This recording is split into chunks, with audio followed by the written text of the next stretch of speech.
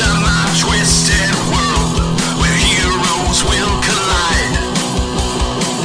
Villains are the only evil, there are no fucking sides. Every match will test their stats, every loss and win are weighed. Any chance they thought they had could all end up in vain on Combo Breaker. There is nothing scarier than death. I know, what a great way to follow up two cartoon characters fighting than to talk about death. But don't worry, it's only gonna get worse from here. Anyway, death is a common fear. But when we do die, we hope it to be a peaceful death in our sleep, not a brutally painful one. Yeah, you probably know where I'm going with this one. Well, today's fighters are known for killing their victims in the most horrific way possible. Also, the color scheme of red and black. Of course, I'm talking about Freddy Krueger, the Nightmare of Elm Street, and Carnage, the symbiotic monster from Marvel.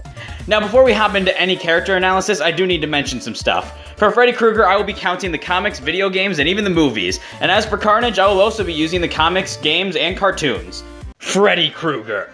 Man, this guy is all sorts of fucked up. I mean, he invades your dreams and kills you. That's fucked up. I mean, come on, let a guy get some sleep, Freddy, like honestly. I mean, my dreams are amazing. I don't need some killer screwing all that up. I mean, all my fantasies, and he just comes in and kills me during them. That's fucked up, and just let me sleep, man. Just let me sleep. Anyway, Freddy's jackassish ways of killing aside, let's go ahead and cover what killing tools Freddy has up his iconic sweater sleeves. Starting off with his most iconic weapon is a single glove with blades extending out from the fingers, kind of like the Walmart brand of Wolverine. Now, I would like to mention that in Mortal Kombat 9, where he makes an appearance, he did have 2 claws, which allows him to kill with twice the efficiency. Also, it's kind of weird because it's only in that game does he ever have 2 claws. But by far, Freddy's most impressive piece of equipment is the Necronomicon X Mantis. Wait, fuck! The Necronomicon X Mortis. Wait, fuck, no! The Necronomicon X Mortis. Wait, did I do that correctly? I did it correctly this time? Sweet! Oh, I probably just fucked up that entire recording. The Necronomicon X Mortis. With the Necronomicon, Freddy is able to take his powers to the next level. In other words, he gains the ability to use all of his dream world powers in the real world. Oh yeah. Now, what powers does he bring in this arsenal of pain and murder, you may be asking? Well, for one, Freddy has the power to manipulate fire for several killer attacks, like igniting his opponents in a burst of flames, or, well, just creating large furnaces that he can throw people into, or just a standard fireball if he's really not feeling creative. Freddy has also shown the ability to teleport and even use telekinesis, and he has a great healing factor. He has some sort of immortality as well, as Jason once chopped his fucking head off, but he still managed to talk and have a functioning head. That's really fucking weird and gross. I don't want to think about what Freddy's intestines look like. Ugh. And Freddy's is, like, really weird. We're essentially talking about the combination of Deadpool's face and Pennywise's powers. Oh, that's a horrific combination. Ugh, someone get that out of my head now. But Freddy's best and most iconic power is the ability to enter his victims' dreams. With this, he has full and complete control of his victims' dreams, allowing him to do anything. And the worst part is, whatever happens to you in your dream happens to you in real life. Wait, are we talking about Freddy Krueger or Jumanji? Ugh, this is getting really confusing. Freddy also has some freaky powers as well, such as age manipulation, like when he turned Jason into a child, and what the fuck? Who wrote these powers? Like, who thought that was a necessary power for Freddy Krueger to have? Fucking horror movies and their weird-ass powers that make no sense. Well, don't worry, Freddy has plenty of other stupid powers. He can create and control animals like some sort of animal whisperer, and he can warp reality and absorb souls. And with enough of these souls, he can break down the barrier between the dream realm and the real world. Although, then again, he has the Necronomicon, so I really don't see a reason for that whole soul thing. He can trap others in time loops, drawings, or even fucking computers. Like, what the actual fuck? Okay, the time loop, I'll accept that's actually an amazing ability that could help him win any fight. But trapping someone in a drawing, how is that gonna help you kill them? Like, I don't even understand. I mean, unless you pull, like, a doodle bob and you have an eraser and you just kind of erase them from existence. Actually, this is turning out to be a more practical power than I thought. I take it back. It's very practical. Good on you, Freddy. He can also shapeshift, duplicate himself, and even read others' minds, and grow to tremendous sizes. Now, thanks to being a guest in Mortal Kombat 9, he has a couple of cool special moves we need to talk about as well. He can stick his claws into the ground and have spikes raise up from under his opponent, stabbing them.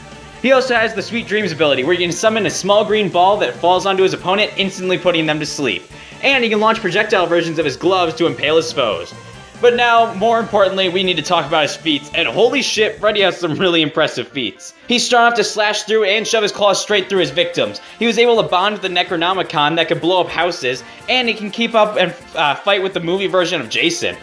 But we aren't ending it off there, no. In the comics, he managed to fight Ash Williams, who was able to keep up with Marvel zombies like Zombie Spider-Man. He also kept up with the comic version of Michael Myers, and the comic book version of Jason, who survived a fall from fucking space. And in Mortal Kombat, he managed to fight and beat Shao Kahn, which is absolutely fucking ridiculous. He's also super fast, as he's fast enough to keep up with and outpace the movie version of Jason, who could blitz soldiers and catch people running at full speed, and even dodge bullets from a helicopter. And in the Mortal Kombat games, he can scale to Shao Kahn, who should be faster than people like Reptile, who can dodge bullets. And Freddy's also fought Ash in the comics, who could dodge lasers and keep up with Marvel zombies like Zombie Spider-Man. Freddy's also durable as all hell. He was durable enough to take hits from both the comic and movie versions of Jason, and he could trade blows with Ash Williams and the other comic slashers as well. He also survived a blast from a tank shell and hits from a restricted Shao Kahn. Freddy's also a super skilled killer, able to psychologically fuck with his victims and kill them in horrific ways. And he's also skilled enough to fight Ash Williams and other slashers, and he's fought in Mortal Kombat tournaments. But Freddy is far from perfect. He likes to fuck around with his victims for way too long, and he isn't much of a physical fighter. Yes, he was able to keep up with Mortal Kombat combatants, and he's capable of taking on people like Jason and Shao Kahn in hand-to-hand combat, but he definitely relies on his powers a lot more. Plus, the Necronomicon is actually able to turn on him and take away his powers during the fight if it so chooses. But no matter who you are never safe from Freddy Krueger when you're asleep in your bed. Did you know that after the heart stops beating, the brain keeps functioning for well over 7 minutes? We got 6 more minutes to play. Cletus Cassidy, aka Carnage, or better known as the most badass Marvel villain of all time. I mean, you name another villain so powerful that the heroes have to team up with their arch rival just to stand a chance at victory. Now, all that badassery aside, you would think Carnage would make a fucking awesome movie appearance by now. I mean, what the fuck, Marvel? All he had was an end credit scene at the end of Venom, which, while it was a great movie, you didn't even show off Carnage, it was just Cletus.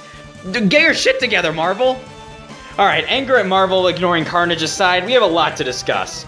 So Carnage has a lot of powers to talk about. I mean, look at this. He's the combination of Venom's symbiote and the blood of a psychopath. That's a perfect cocktail of evil badassery. For one, his symbiote grants him a super powerful healing factor. This allows him to regrow entire limbs, including his head when he was blown off by a fucking shotgun. And he can heal just about any wound, like that time Spider-Man kicked out part of his side in the cartoons. Carnage can also use his suit for several tools of destruction, such as blades and axes for slashing and stabbing, shields for blocking, plus this webbing he can use kinda like Spider-Man, but his favorite weapon by far is his tendrils. These tentacles can extend down, impale, and grab his victims. Not to mention they're used for some slightly more kinky uses. More 18 plus weird anime girl kind of shit, you know what I mean? Anyway, dirty uses for tendrils aside, Carnage has plenty of other shit to talk about. He has his own version of the spider sense that makes him incredibly hard to hit, as just like Spider-Man, he's able to react to all sorts of different things with it. But by far, Carnage's weirdest and most unsanitary power is what his symbiote can do upon contact with his opponents. If Carnage makes contact, he can share his symbiote with his victim and take over their body, making him essentially a mindless zombie slave. And he can even control them. However, it gets even worse. He can just straight up kill you from the inside. Man, with every power I mentioned about Carnage, he starts to sound more and more like a Resident Evil zombie Chris Redfield would have to fight. He also has shown the immunity to all sorts of diseases and illnesses, plus he can climb on any surface just like Spider-Man. Now on to Carnage's feats, and oh god is he strong. He was strong enough to fight Spider-Man and Venom at the same time, as it's been confirmed that he's stronger than Spider-Man and Venom combined.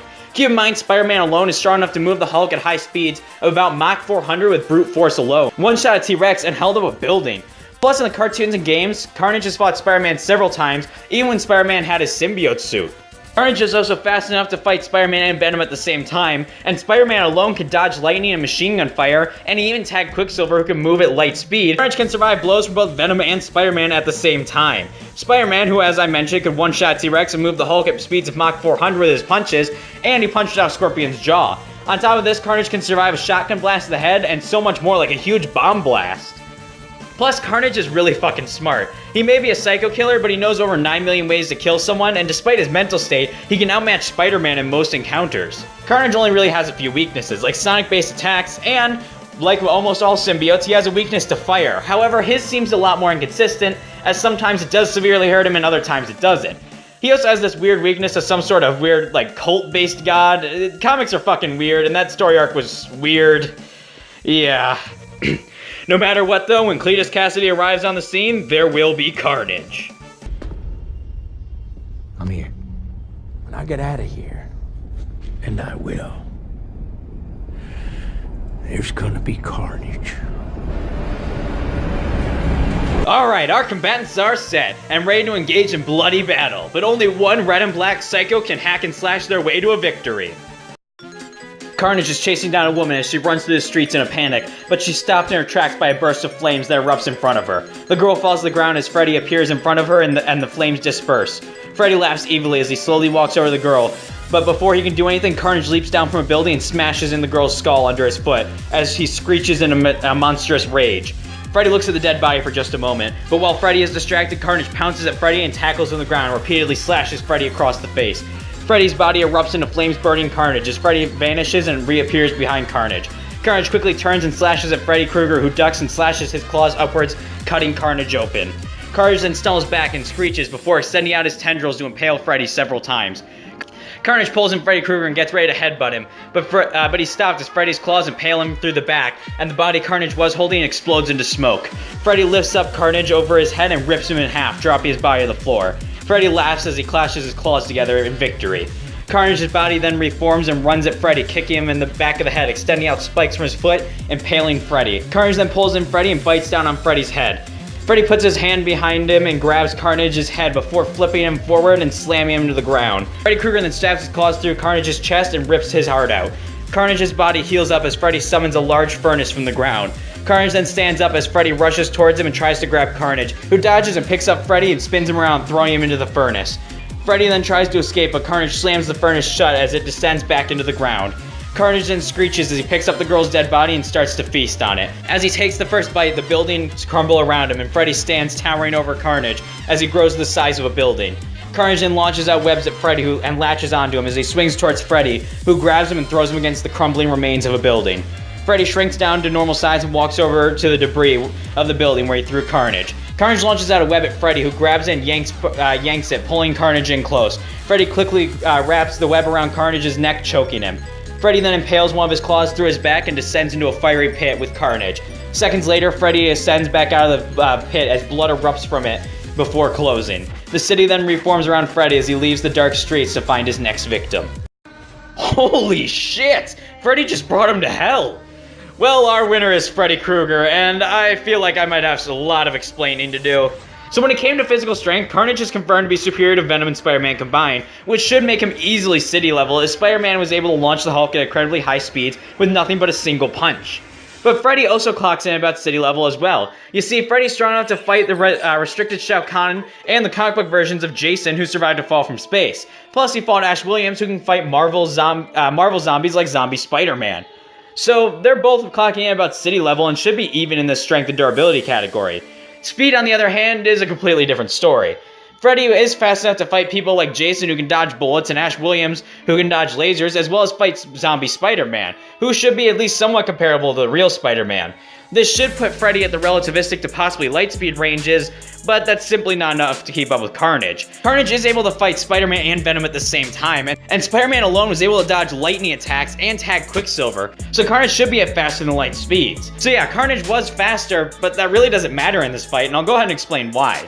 See, both Freddy and Carnage were about even in strength and durability, so neither one of them could actually, kill each other really quickly, especially when you put in the fact that they both have effective healing factors.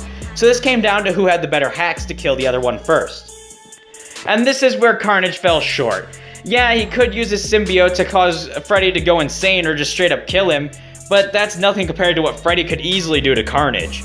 Freddy, using the Necronomicon, could trap Carnage in a time loop, or trap him in a drawing where he could simply incinerate the drawing, or he could actually just revert him to a baby and kill him there, or he could use any number of his Dream Realm powers to just fuck up Carnage so quickly that he wouldn't possibly be able to recover. Or he could simply duplicate himself several times, grow to massive sizes, and just overwhelm Carnage, as both Freddy and Carnage are on equal levels of strength and durability. Honestly, Carnage's only hope at victory would be that the Necronomicon would betray Freddy and strip him of his powers, but that's an unlikely scenario, especially just in a blind encounter. So with far more powers and abilities to use to end Carnage, Freddy really had this fight in the bag. This fight was a true nightmare for Cletus, and Freddy left nothing but a trail of carnage in his path. Our winner is Freddy Krueger.